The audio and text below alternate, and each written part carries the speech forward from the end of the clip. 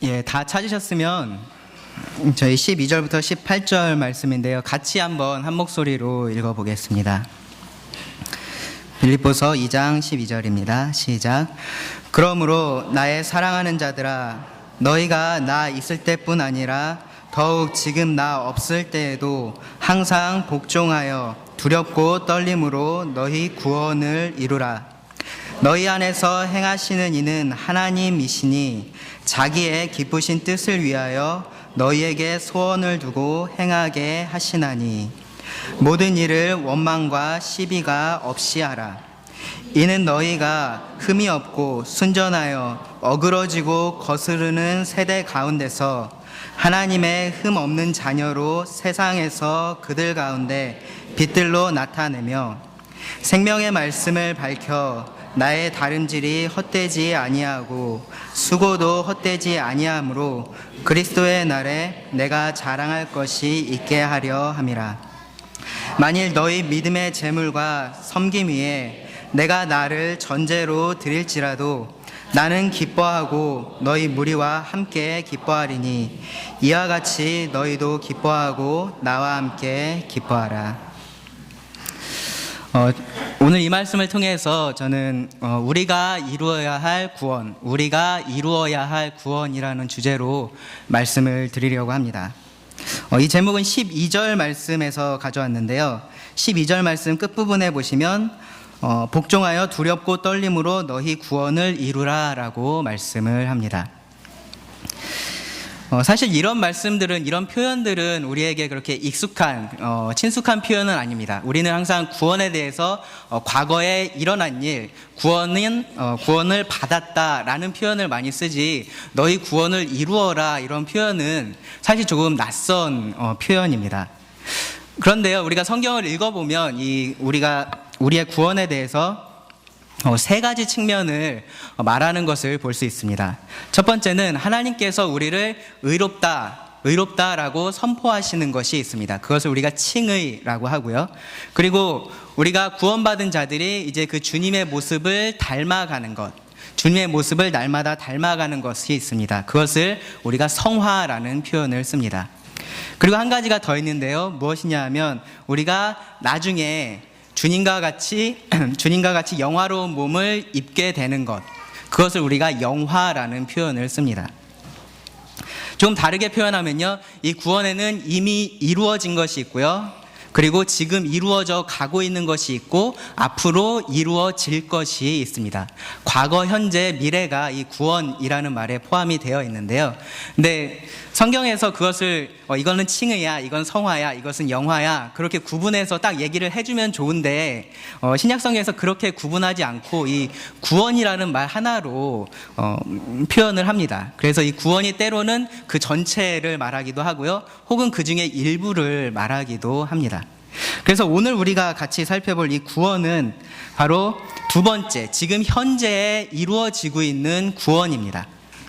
즉 성화에 대해서 오늘 이 본문은 말씀을 하고 있습니다. 오늘 이 본문은요, 성화에 대해서 크게 세 가지 진리들을 우리에게 말씀을 해줍니다. 첫 번째는 우리가 성화를 어떻게 이루어져 가는지에 대한 성화의 명령이 있고요. 두 번째로는 우리가 그러한 성화를 이루어갈 때 어떠한 태도를 가져야 하는지에 대한 말씀이 14절과 16절에 나오고요. 그리고 마지막으로 우리가 그러한 성화의 삶을 어떻게 바라봐야 하는지 그 시각에 대한 말씀을 찾아볼 수 있습니다. 먼저 이 성화의 명령에 대해서 같이 좀 살펴보길 원합니다. 12절과 13절인데요. 12절 시작해 보시면 그러므로 라고 말씀을 시작합니다.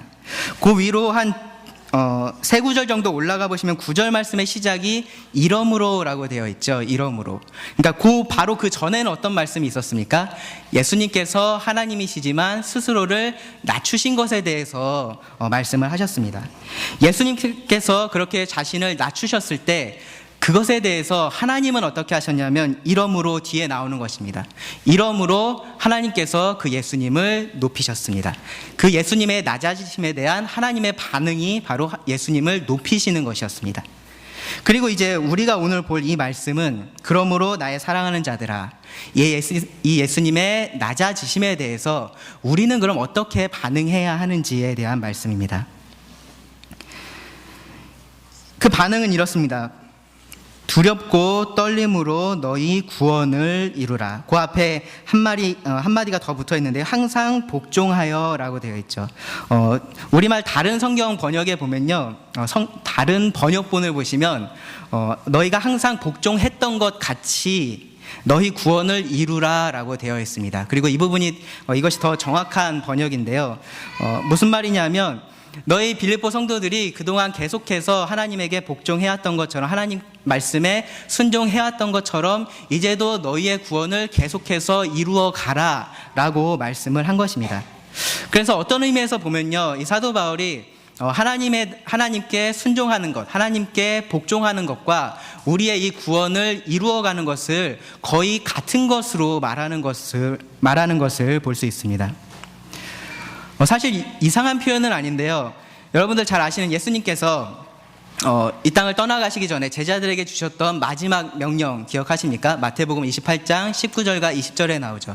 너희는 가서 모든 족속으로 제자를 삼아 그리고 아버지와 아들과 성령의 이름으로 침례를 주고 내가 너희에게 분부한 명령한 모든 것을 가르쳐 지키게 하라 라고 말씀하셨습니다. 그러니까 제자 삼고 그들이 구원받은 자들을 이제 예수님의 말씀에 순종하도록 삶을 살도록 하라는 것입니다.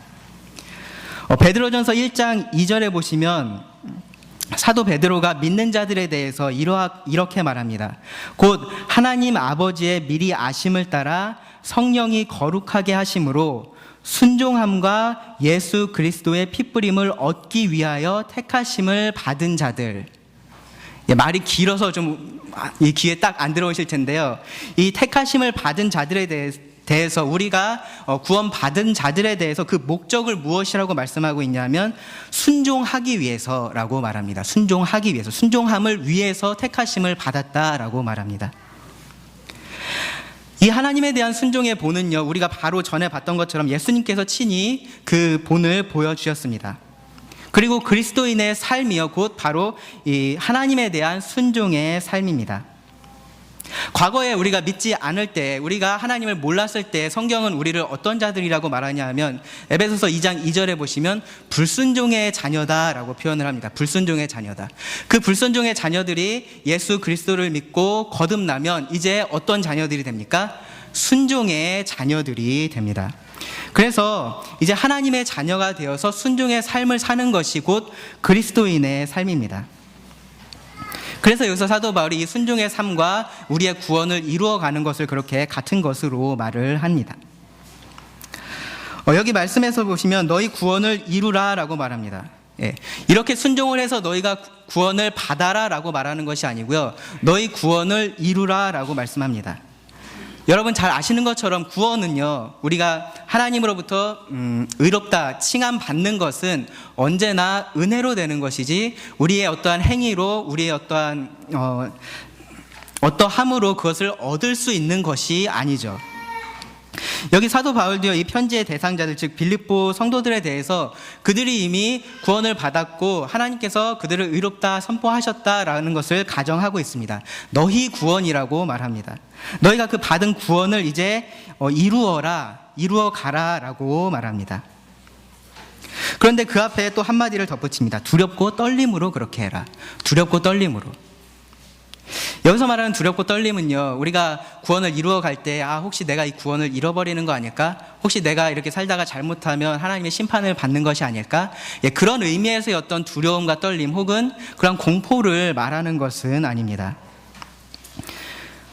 우리는 구원의 확신 가운데서 분명히 기쁨의 삶을 살아갈 수 있습니다. 평안의 삶을 살아갈 수 있습니다. 그런데 그렇다고 해서 우리가 우리 마음대로 아무렇게나 살지는 않습니다. 왜냐하면요, 우리는 구원받을 때 하나님이 어떤 분이신지 알았고요, 그리고 그 하나님 앞에서 내가 어떠한 존재인지 알고 구원받은 자들이기 때문입니다. 그래서 그것을 알고서 구원을 받았다면 그 구원을 이루어가는 과정에 있어서도 우리는 계속해서 이러한 두려움과 떨림으로 임할 수밖에 없습니다. 죄에 대해서 더욱더 민감하게 반응할 수밖에 없고요, 하나님께서 원하시는 것이 정말로 무엇인지 그 말씀에 순종하기 위해서 우리가 더 신중하게 행동할 수밖에 없습니다. 하나님 선하신 분이십니다. 하나님 은혜가 많으신 분이십니다. 하나님 사랑이 많으십니다. 자비가 많으십니다. 그런데 그런 하나님께서 동시에 가지고 계신 것이 무엇입니까? 그 하나님께서 거룩하신 분이십니다. 그 하나님은 심판하시는 하나님이십니다. 그런 하나님을 우리가 아버지로 모시고 있기 때문에 우리의 삶에는 기쁨이라는 것과 여기서 말하고 있는 두렵고 떨림이 함께 있을 수밖에 없습니다. 특별히 이 순종으로 구원을 이뤄가는 삶에 있어서는 더욱더 그렇습니다. 이러한 명령 앞에요, 사도 바울이 굉장히 흥미로운 말을 덧붙이는데요. 뭐라고 했냐면은 나 있을 때뿐만 아니라 더욱 지금 나 없을 때에도 그렇게 하라라고 말합니다. 굳이 이런 말을 왜 했을까요? 왜 굳이 사도 바울이 나 있을 때만 너네 그렇게 하지 말고 내가 없는 지금도 너희가 더욱더 그렇게 너희의 구원을 이루어 가야 된다, 왜 이런 얘기를 했을까요? 이 빌립보 성도들이 사도 바울 눈치를 보면서 사도 바울 있을 때만 조금 더 거룩하게 열심히 하는 척하고 안 그럴 때는 그렇지 않아서 사도 바울이 염려해서 그랬을까요? 그랬던 것 같지는 않습니다. 이 부분에 대해서는 이 사도 바울과 이 빌립보 성도들의 관계에 대해서 우리가 생각해 보면 좀 이해할 수 있는데요. 뭐냐 하면 이 빌립보서 말씀을 가만히 읽어보시면요, 이 사도 바울과 이 빌립보 성도들이 굉장히 친밀한 관계를 유지하고 있었다라는 것을 우리가 알 수 있습니다. 빌립보서 4장에 가시면 사도 바울이 이 빌립보 성도들에 대해서 뭐라고 부르냐 하면요, 나의 사랑하고 사모하는 형제들, 나의 기쁨이요 면류가 아닌 사랑하는 자들아. 이 빌립보 성도들에 대해서 사도 바울은 굉장한 친밀감을 가지고 있었습니다. 그것과 마찬가지로 이 빌립보 성도들도 이 사도 바울에 대해서 그러한 친밀감을 느끼고 있었을 것입니다. 한번 생각해 보세요. 이 위대한 사도, 그의 가르침으로 본이 되었고 그의 삶으로 본이 되었던 이 위대한 사도가 이제 이 빌립보 성도들과 같이 있지 않습니다. 이 사도 바울이 떠났습니다. 이 빌립보 성도들은 아마도 굉장히 큰 상실감에 빠졌을지 모릅니다. 어쩌면 그 성도들 가운데 누군가는 우리가 이제 어떻게 해야 되지? 우리가 어떻게 더 거룩한 삶을 살 수 있지? 잘 가르쳐주는 사람도 없고 이제 그렇게 사도 바울처럼 삶으로 본을 보여주는 사람도 이제 없는데 우리가 어떻게 그리스도인으로서 살아가야 될까? 어쩌면 이러한 고민을 했었을지도 모릅니다. 그런데 사도 바울은 그 구원을 이루어 가는 데 있어서 이 그리스도인의 삶을 사는 데 있어서 이 사도 바울이라는 사람이 핵심적인 것이 아니라고 지금 말합니다. 바울이 함께 있든지 함께 있지 않든지 사도 바울은 그들에게 너희의 구원을 이루어 가라라고 명령할 수 있었습니다. 그 근거가 어디에 있냐면 바로 13절에 나옵니다. 사도 바울은 그들과 함께 있지 않지만 그들과 함께 있는 분이 계십니다. 너희 안에 행하시는 이는 하나님이시니 자기의 기쁘신 뜻을 위하여 너희에게 소원을 두고 행하게 하시니. 그들 안에서 행하시는 이 하나님이 있기 때문에 사도 바울이 이 빌립보 성도들을 향해서 너희 구원을 이루어라 라고 말할 수 있었던 것입니다. 여기 행하시는 이가 하나님이라고 말씀하는데요, 이 행한다라는 말, 능력 있게 일한다, 혹은 그 일한 것에 대한 어떠한 결과가 보장되어 있다, 효과적으로 일한다, 그러한 표현인데요. 그래서 그 행동 자체에 그에 따르는 어떠한 결과가 포함되어 있는 것을 말합니다. 하나님은 원하는 일을 하시고요, 그리고 하나님께서 그 일을 하시면 반드시 그 일이 이루어집니다. 그러한 분이 그리스도인들 안에서 지금 일하고 계시다라고 표현을 합니다. 그래서 빌립보서 1장 6절 말씀, 우리가 공부했었던 말씀에 보시면 사도 바울이 이렇게 말했습니다. 너희 안에서 착한 일을 행하시는 이는 착한 일을 시작하신 이가 그리스도 예수의 날까지 이루실지를 우리는 확신하노라. 확신할 수 있는 것입니다. 왜냐하면 하나님께서 그들 속에서 일하고 계시기 때문에. 하나님께서 일하고 계십니다. 어떤 일을 하실까요? 여기 말씀해 보시면 너희에게 소원을 두고 행하게 하신다라고 합니다. 소원을 두고 행하게 하신다.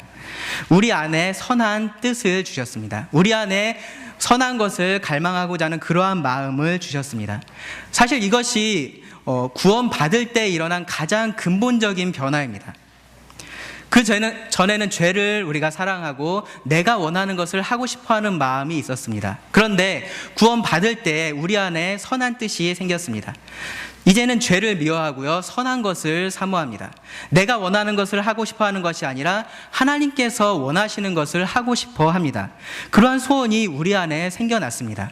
그래서 성경은 이 구원받은 자들에 대해서 뭐라고 표현을 하냐면 새로운 피조물이다 라고 표현을 합니다. 새로운 피조물이다. 이제 새로운 사람이 된 것입니다. 그뿐만 아니라 행하게 하신다라고 합니다. 행하게 하신다. 그러한 선한 뜻을 주실 뿐만 아니라 그 뜻을 이룰 수 있도록 하나님께서 힘을 주신다라는 말씀입니다. 그 목적은 무엇입니까? 우리에게 하나님께서 왜 선한 뜻을 주시고 그것을 할 수 있게 하십니까? 하나님의 기쁘신 뜻을 이루게 하기 위해서, 자기의 기쁘신 뜻을 위하여 그렇게 하신다라고 말씀합니다. 궁극적으로 하나님의 기쁨을 위하여서 하나님은 이 모든 일을 하시는 것입니다. 자, 여기 이제 이 12절과 13절 말씀을 통해서 우리가 배울 수 있는 분명한 진리는 이것인데요. 뭐냐 하면 우리는 신중하게, 겸손하게 하나님의 말씀에 순종하는 삶을 살아야 합니다. 그것이 구원받은 자로서의 마땅한 삶이고요, 그것이 사도 바울이 앞에서 얘기했었던 복음에 합당한 삶입니다. 그것을 우리가 성화라고 부릅니다. 이 성화는 단번에 이루어지는 것이 아니라 점진적으로 우리의 삶을 통해서 계속해서 이루어져 가는 과정입니다. 그리고 그 과정 속에서 하나님께서 우리 속에서 끊임없이 역사하신다라는 것이 이 12절과 13절의 말씀입니다. 여기서 한 가지 제가 조금 말씀드리고 싶은 것이 있는데요. 이 성화에 대해서, 믿는 자가, 구원받은 자가 거룩해져 가는 이 삶에 대해서 사람들이 크게 두 가지 오해를 합니다. 두 개의 극단적인 시각이 있는데요. 하나는 뭐냐 하면은 지나치게 이 인간 쪽의 노력만 강조를 하는 경우예요. 구원은 하나님께서 하셨고 성화는 우리가 하는 거다라고 생각을 하는 것입니다. 그래서 그러다 보니까 내가 오늘 하루를 굉장히 잘 살았어요. 내가 오늘 하루를 굉장히 다른 사람도 사랑하고 뭔가 열심히 섬긴 것 같아요. 그러면은 그거 누가 한 겁니까? 내가 한 거죠, 그렇죠? 내가 한 거니까 하나님 앞에 뭔가 자랑할 게 생긴 거예요. 다른 성도들 앞에 뭔가 자랑할 수 있는 것이 생긴 겁니다. 왜냐하면 내가 한 거니까. 그리고 반대로 내가 오늘 하루를 굉장히 실패하는 삶을 살았습니다. 내가 오늘 하루를 돌아보니까 굉장히 죄를 많이 지었어요. 그리고 그러한 것들이 계속해서 반복됩니다. 그럼 이제 어떠한 생각에 빠지냐면 해봤자 어차피 안 되는구나 라는 그러한 실패감에 빠지게 됩니다. 좌절감에 빠지게 됩니다. 자, 또 다른 극단에는 무엇이 있냐면요, 나는 아무것도 할 수 없고 하나님께서 모든 것을 하셔야 된다라고 말하는 것입니다. 나 자신을 모두 다 내려놓고 하나님에게 온전히 내가 이제 굴복한다라는 표현을 쓰는데요. 온전히 나를 굴복하면 그제서야 하나님께서 일하셔서 우리의 거룩함을 이루어 가신다라고 생각하는 사람들이 있습니다. 그래서 사실은요, 이렇게 얘기를 하면은 우리의 그 노력이라는 것은 무엇이 되냐면은 이 성화, 우리가 거룩해져 가는 것에 있어서 방해물이 되는 거예요. 왜냐하면 내가 뭔가를 하려고 해서 하나님이 일하지 못하게 만드는 거니까. 그리고 사실 여기서 조금 더 나가면요, 조금 더 나가는 사람들은 어떻게까지 이야기를 하냐 하면 내가 그렇게 완전히 나를 굴복시켜서 나를 비우면 그러면 내가 사라지고 이제 그리스도가 내 안에서 사시기 시작해서 이제 나는 더 이상 아무런 죄도 짓지 않고 아무런 죄의 유혹도 받지 않는다라고 이야기를 합니다. 그런데 방금 이 말씀에서 본 것처럼요, 성화에 있어서는 그렇지 않습니다. 성경은 그 둘 중에 하나만을 이야기하고 있지 않습니다. 우리 보고 다 하라고 말씀하고 있지도 않고요, 하나님께서 다 하시니까 너네는 가만히 있어라 라고 말씀하지도 않습니다. 나의 노력만으로 되는 것이 아니고요, 그렇다고 저절로 가만히 있으면 되는 일도 아닙니다. 그래서 이 부분에 대해서 우리가 균형 잡힌 시각을 가져야 되는데요, 그것이 사실 무엇이냐면 빌립보서 4장 13절에 나오는 사도 바울의 고백입니다. 내게 능력 주시는 자 안에서 내가 모든 것을 할 수 있느니라. 사도 바울이 누가 한다라고 얘기합니까? 내가 한다라고 이야기를 해요. 근데 그 근원이 어디에 있습니까? 그 힘의 근원이 바로 하나님에게 있는 것입니다. 그래서 고린도전서 15장 10절에 보시면 사도 바울이 이런 고백을 합니다. 그러나 내가 나된 것은 하나님의 은혜로 된 것이니 내게 주신 그의 은혜가 헛되지 아니하여 내가 모든 사도보다 더 많이 수고하였으나 내가 한 것이 아니요 오직 나와 함께 하신 하나님의 은혜로라. 이거 가만히 읽어보시면 이게 사도 바울이 자기가 했다는 건지 하나님께서 하셨다는 건지 굉장히 헷갈리게 이야기하는 것 같습니다.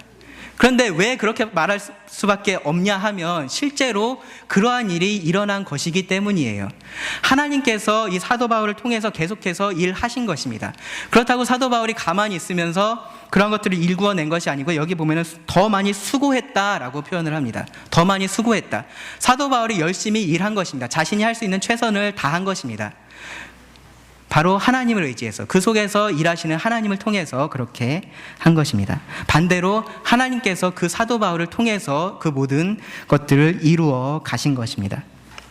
그래서요 우리가 이 성화의 삶에 대해서 잘 이해하는 것이 왜 필요하냐면 우리가 삶을 바라보는 태도들이 바뀔 수 있습니다. 내가 무언가를 잘했다고 해서 그것을 자랑할 것이 없어요. 왜냐하면 하나님께서 나를 통해서 그렇게 하신 것이기 때문에 감사하면서 하나님을 찬양할 제목이 됩니다.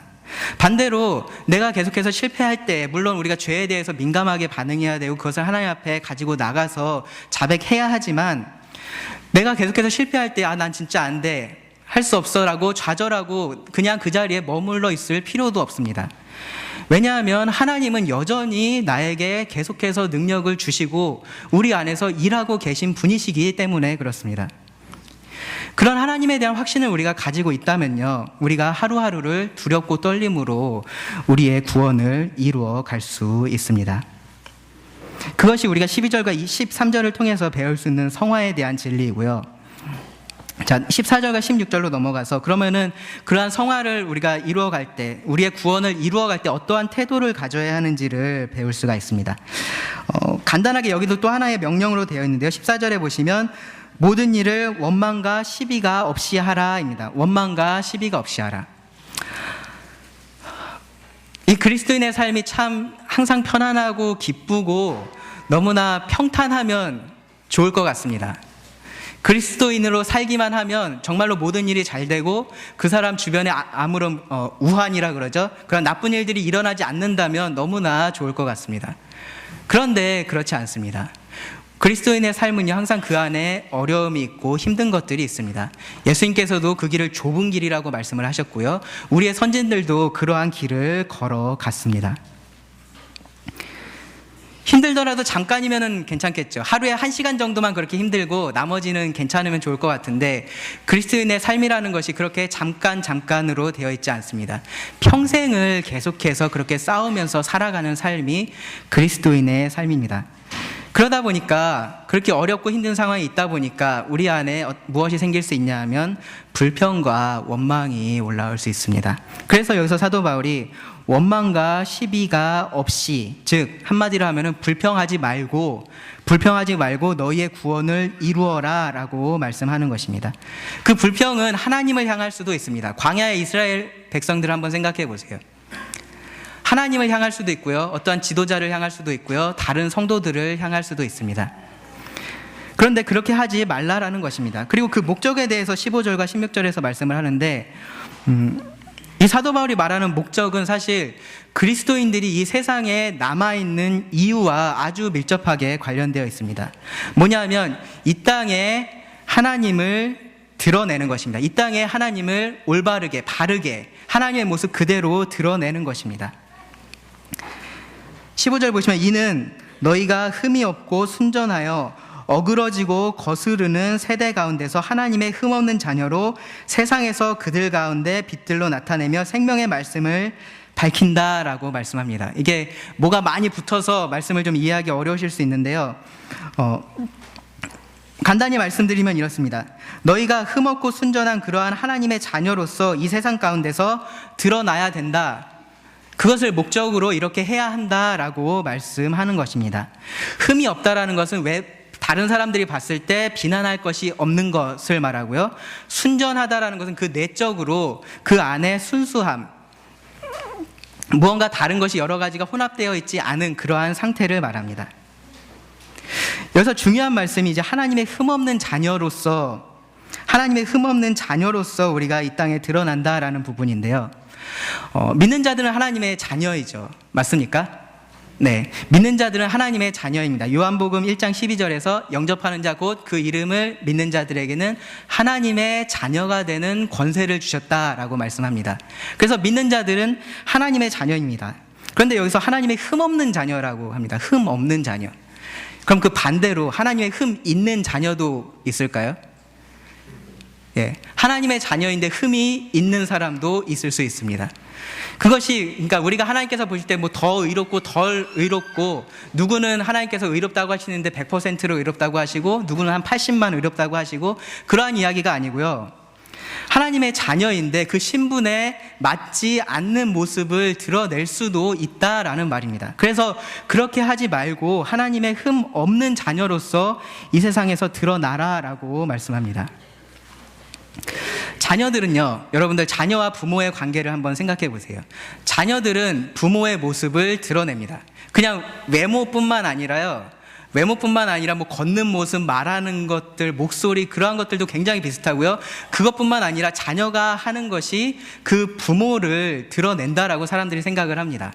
그래서 우리말에 그런 말도 있죠. 부모 얼굴에 먹칠을 한다, 그런 표현도 쓰죠. 그러니까 자녀가 하는 것이 부모에게 영향을 끼치는 것입니다. 하나님께서 처음에 인간들을 창조하셨을 때 하나님께서 인간들을 조금 특별하게 창조하셨습니다. 어떻게 창조하셨습니까? 하나님께서 인간들을 그 하나님의 형상을 따라서 창조하셨습니다. 무슨 말이냐면 하나님은 보이지 않으시는 분이십니다. 하나님은 물질적인 존재가 아니세요. 하나님은 영이십니다. 그런데 그 하나님의 모습이 그 인간들을 통해서 드러나도록 하나님께서 창조하셨다라는 말입니다. 그런데 인간이 범죄했습니다. 인간이 범죄하면서 하나님으로부터 멀어졌습니다. 그렇게 되면서 이 인간이 하나님의 형상을 완전히 잃어버리지는 않았지만 그 인간이 가지고 있는 하나님의 형상이 일그러졌습니다.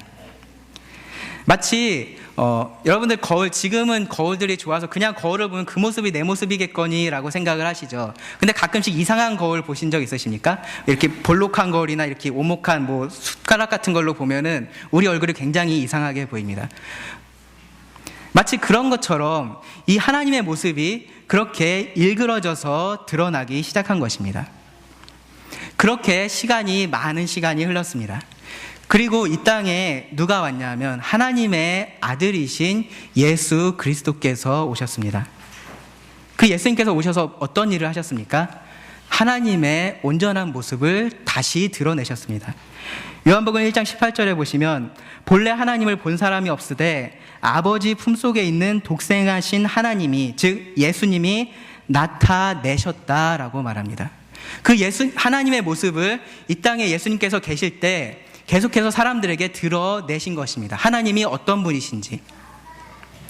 예수님의 그 모습을 통해서 사람들은 하나님을 볼 수 있었습니다. 지금 예수님은 어디에 계십니까? 지금 예수님은 이곳에, 이 땅에 그 몸으로 계시지 않습니다. 지금 하늘에 계십니다. 그러면은 지금 이 세상에 이 하나님의 모습을 드러낼 사람들이 누굴까요? 제가 사람들이라고 했네요. 이 땅에 하나님의 모습을 누가 드러내겠습니까? 하나님의 자녀가 된 우리들이 이 땅에 그 하나님의 모습을 보여주는 자들입니다. 사람들은 우리들의 모습을 보면서 하나님이 이런 사람이구나, 이런 존재구나 라는 것을 알아갑니다. 우리가 이 하나님의 온전하신 모습을 드러내셨던 이 예수님의 모습을 닮아가면 닮아갈수록 사람들은 온전한 하나님의 모습을 보게 될 것입니다. 우리가 그 예수님의 모습과 멀어지면 멀어질수록 사람들은 일그러진 하나님의 형상을 보게 될 것입니다. 이 세상에 대해서 사도 바울이 이렇게 표현합니다. 어그러지고 거스리는 세대. 이 세상은 지금 정상을 벗어나 있습니다. 하나님께서 원하셨던 모습과는 너무나 다른 모습이 되었습니다. 진리가 아닌 것을 진리라고 하고 있고, 도덕이 아닌 것을 도덕이라고 하고 있고, 가치 없는 것을 가치 있다라고 말하고 있습니다. 모든 것이 지금 정상에서 벗어나 있습니다. 어그러지고 지금 거스리고 있는 세상입니다. 이 세상 속에서, 이 어두운 세상 속에서 정말로 필요한 것이 무엇입니까? 지금 이 죽어가는 세상 속에서 정말로 필요한 것이 무엇입니까? 빛 대신 하나님이 필요하고요. 생명 대신 하나님이 필요합니다.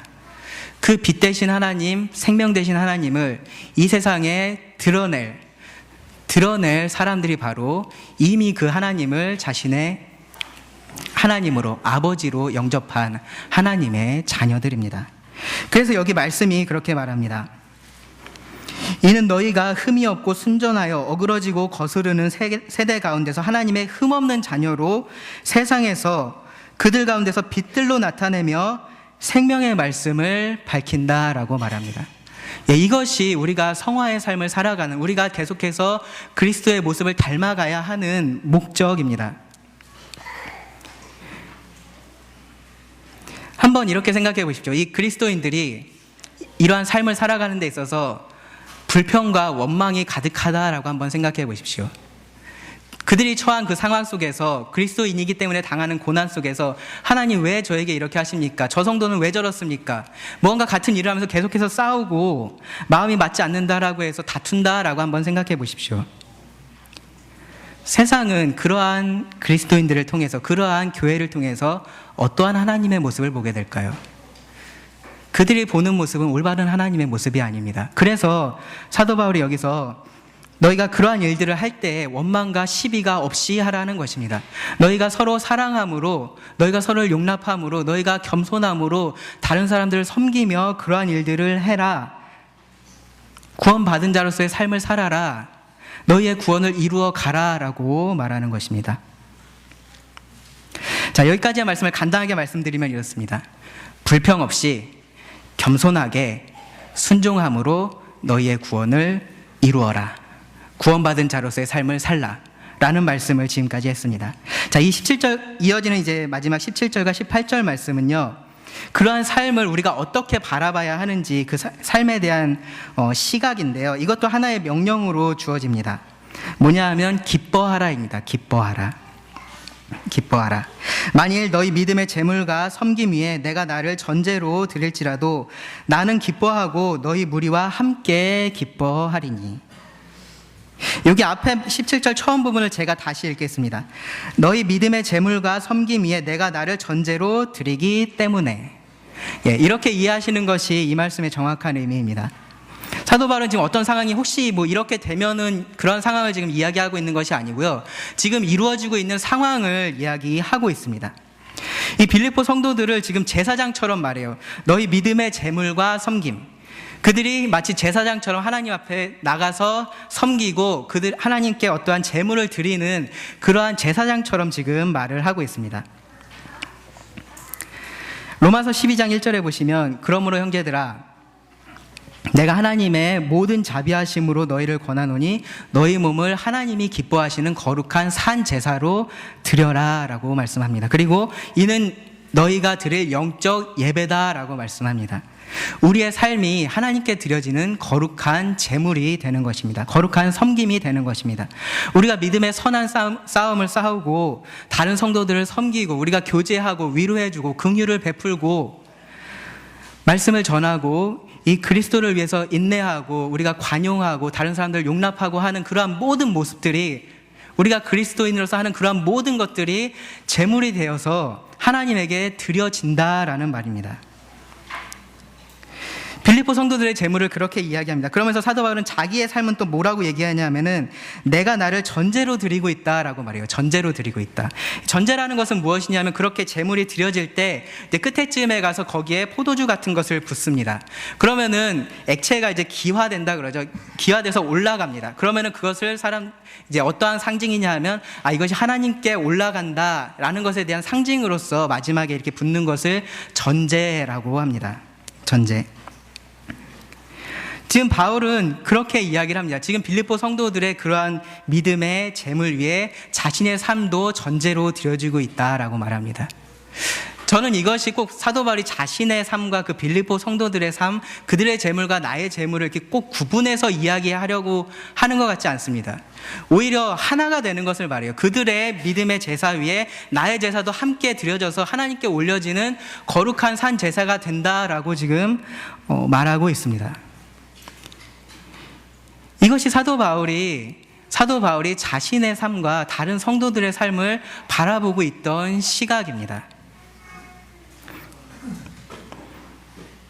모두 하나 되어서 하나님께서 받으시기에 기뻐하시는, 하나님께서 받으심직한 그러한 제물을 드리고 있는 아름다운 제사의 모습을 지금 그리고 있습니다. 그리고 그렇게 보기 때문에, 그렇게 삶을 보기 때문에 사도 바울이 이렇게 말합니다. 나는 기뻐하고 너희 무리와 함께 기뻐하겠다라고 합니다. 사도 바울 혼자의 삶도 아니고 그 빌립보 성도들만의 삶도 아닙니다. 그들이 함께 하나 되어서 그리스도인으로서의 삶을 살아갈 때, 각자가 구원을 이루어가는 그러한 삶을 살아갈 때 그것이 하나님께 드려지는 놀라운 산 제사가 되기 때문에, 그것 때문에 지금 기뻐하겠다라고 말합니다. 앞에서 말씀드렸던 것처럼 이 그리스도인의 삶이 너무 쉽고 평탄한 삶이 아닙니다. 분명히 어려움이 있는 삶입니다. 빌립보 성도들도 어려움을 겪었고요. 이 사도 바울도 지금 이 편지를 쓰고 있는 이 순간에도 그러한 환난을 당하고 있습니다. 그러한 환난을 내가 바라볼 때 내가 어떻게 기뻐하지? 라고 생각할 수 있지만 사도 바울이 자신의 삶을 바라보는 시각이 달랐어요. 내가 지금 이렇게 하는 것이 하나님에게 드려지는 산 제사다. 내가 지금 제사장으로서 하나님께 예배를 드리고 있다라고 볼 수 있었습니다. 그래서 그 어려운 삶이, 사도 바울이 처한 그 환경이 그럼에도 불구하고 내가 겨우겨우 어떻게든 기뻐해야겠다라는 것이 아니라 오히려 그것 때문에 내가 더 기뻐할 수 있다라고 사도 바울로 하여금 고백하게 만든 것입니다. 그리스도인의 삶은 어떻게든 버티면, 어쨌든 시간이 지나면 언젠가 주님 오시겠지, 이 삶이 끝나겠지, 그렇게 하루하루 우리가 버텨나가는 삶이 아닙니다. 지금 바로 이 삶 때문에, 지금 이 고난 때문에, 이 어려움 때문에, 다른 성도들의 섬김 때문에 내가 기뻐할 수 있는 삶이 그리스도인의 삶입니다. 오늘 우리가 이루어야 할 구원이라는 주제로 말씀을 드렸습니다. 우리가 이루어야 할 구원이 있습니다. 바로 우리의 삶을 통해서 매 순간마다 그리스도의 모습을 닮아가는 것이 바로 우리가 이루어야 할 구원의 모습입니다. 우리가 하나님의 자녀로서 하나님을 더 드러내고요, 예수님의 제자로서 그 예수님의 모습을 더욱더 닮아가는 것이 우리가 해야 할 일입니다. 결코 쉬운 일이 아닙니다. 예수님도 제자의 삶이 쉬울 것이라고 말씀하지 않으셨습니다. 근데 그렇다고 해서 우리가 포기하고 이 정도면 됐지, 나 이 정도면 할 만큼 한 것 같아 라고 생각할 것도 아닙니다. 에베소서 4장 13절 말씀해 보시면, 우리가 다 하나님의 아들을 믿는 것과 아는 일에 하나가 되어 온전한 사람을 이루어 그리스도의 장성한 분량이 충만한 데까지 이르리니 라고 말씀합니다. 그리고 이어지는 15절에서는요, 범사에 모든 일에 그에게까지 잘할지니라 라고 말씀합니다. 만약에 여러분들 이 정도는 내가 할 만큼 한 것 같아 라고 생각하신다면, 여러분들은 스스로 나는 지금 이미 범사에 예수님에게까지 자라났다 라고 말씀하고 계신 것과 같습니다. 그렇지 않습니다. 사도 바울도 이제 저희가 다음에 또 배울 텐데요, 빌립보서 3장 13절에서 뭐라고 이야기하냐면, 오직 한 일, 즉 뒤에 있는 것은 잊어버린다라고 말합니다. 그리고 오직 우리가 어디까지 이르렀든지 그대로 행할 것이다 라고 말씀합니다. 우리가 지금 어디에 있든지요, 우리가 지금 이 땅에서 그리스도의 장성한 분량을 우리가 이루어낼 수는 없습니다. 하지만 우리는 그곳을 향해서 계속해서 갑니다. 우리가 어디에 있든지요. 지금 여기 출발점에 있을 수도 있고요, 누군가는 굉장히 많이 와 있을 수도 있습니다. 그런데 그 경주는 끝나지 않습니다. 계속해서 우리는 그 목표를 향해서 가는 사람들입니다. 그리스도를 닮아가고 이 땅에 하나님을 전하는 것, 그리고 구원받은 자로서 합당한 삶을 살아가는 것, 그것은 우리가 계속해서 평생을 해야 할 일입니다. 하나님께서 그 일에 함께 하십니다. 우리들 안에서 함께 일하십니다. 내가 잘했다고 해서 자랑할 것도 없고요, 내가 못했다고 해서 그것 때문에 실망하고 좌절해서 포기할 필요도 없습니다. 우리 안에서 소원을 두고 행하시는 그 하나님께서는 그 일을 이루실 것입니다. 그 하나님을 믿고 하루하루의 삶을 살아가시기 바랍니다. 예수님께서 우리 그리스도인들은 제가 처음에 말씀드릴 때 새로운 생명을 가졌다라고 말씀을 드렸습니다. 우리가 그런 새로운 생명을 어떻게 얻게 되셨는지 아십니까? 예수님께서 자신의 생명을 던짐으로써 우리에게 주셨습니다. 그 예수님을 기억하시면서 우리들의 삶을 살아갈 수 있기를 바랍니다. 기도하고 말씀을 드리겠습니다.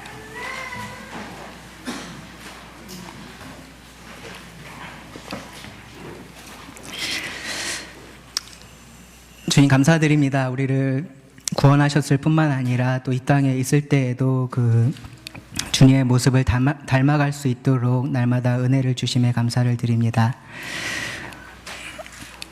저희 삶 속에서 언제나 이 놀라운 진리를 잊지 않게 하여 주시기를 원합니다. 저희가 계속해서 주님의 모습을 닮아가며 이 땅에 주님을 나타내고 계속해서 더욱더 주님을 주인으로 인정하는 사람들이 우리 주변에 더욱더 많아지기를 소원합니다. 지금 저희들을 주의 도구로 사용하여 주시고 그 모든 일들을 통해서 또한 주님께서 영광 받으시기를 원합니다. 들은 말씀 주님께 의탁하오며 예수님의 이름으로 기도합니다.